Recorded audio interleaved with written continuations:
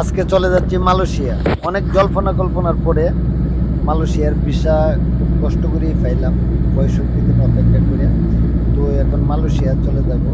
তো এই মালয়েশিয়ার রুটটা এত সুন্দর, তাই আমি আপনাদের না দেখায় আর পারলাম না। আরেক কথা, যারা গাড়ি দিয়ে পার্সোনাল গাড়ি দিয়ে মালয়েশিয়া যায়, ওই জন্য আগে এই এগুলো একটা চার্জ দেওয়া লাগে, এই জন্য আগে সতর্ক করে দিচ্ছে যে আপনার গাড়ির ক্যাশ কার্ডটা টপ আপ করেন যদি টাকা না থাকে। তো এখন এই যে ব্রিজটা, ওইটা হচ্ছে একটা ফ্লাইওভার, এই ফ্লাইওভারের উপর দিয়ে ব্রিজটা আসতেছে, ওই ব্রিজটা পার হইলেই আমরা মালয়েশিয়া যাবো। এই জায়গা থেকে 3 মিনিটের রাস্তা।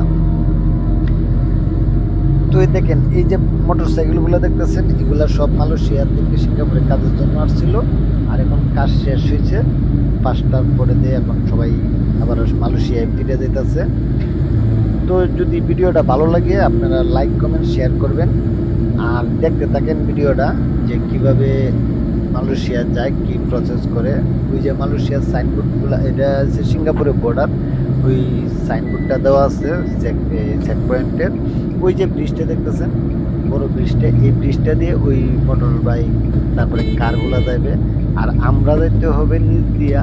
ওই জায়গায় যে কার ফার্স্ট চেঞ্জ করতে হবে, ভিসা ইমিগ্রেশন করতে হবে, তারপরে যাইতে পারবো।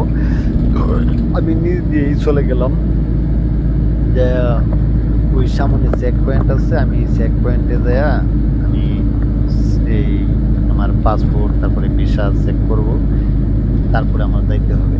তো ভিডিওটা সাথে থাকেন, আর ভালো লাগলে লাইক কমেন্ট শেয়ার করে দিবেন।